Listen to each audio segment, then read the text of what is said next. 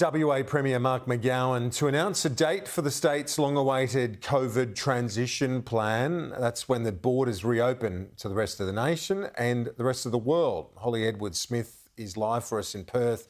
Holly, this is a long-awaited bit of detail from the Premier.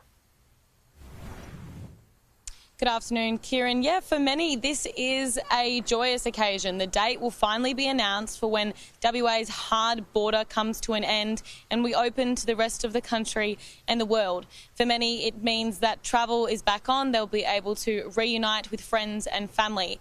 However, this is also a bit of an anxious time for a lot of West Australians. Throughout the pandemic, Mark McGowan has aimed to eradicate the virus from the state rather than suppress it. So we haven't had a real taste of what COVID in WA looks like and what it will mean for us here. So there are a lot of people who are looking at this announcement with a bit of trepidation. So over the weekend, we may have exceeded that 80% double dose vaccination rate. The last reporting period was Friday afternoon, where we sat at 79.3, and that's why we're getting this announcement today. But the border won't be opening for another several weeks until we get close to that 90% double dose milestone for those eligible and aged over 12. When the date is set, what it means is that from that point, vaccinated travellers won't have to face the restrictions that they have to enter WA that they've faced throughout this pandemic.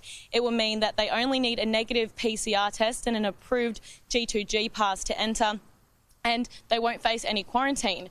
However, for unvaccinated travellers, things are slightly different. If you're coming from an international destination, you will be required to complete 14 days of quarantine at your own expense. And if you're unvaccinated and live in another state or territory, you won't be permitted entry into WA unless you can prove that you have a medical exemption or are aged under 12 years old.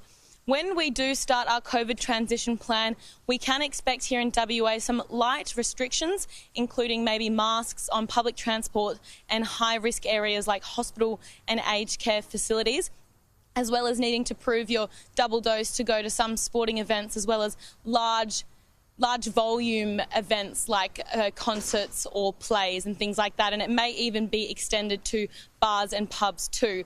But once the date is set today, it is locked in. There will be no changes, and WA will join the rest of the country and the world in opening up and beginning to live with COVID-19.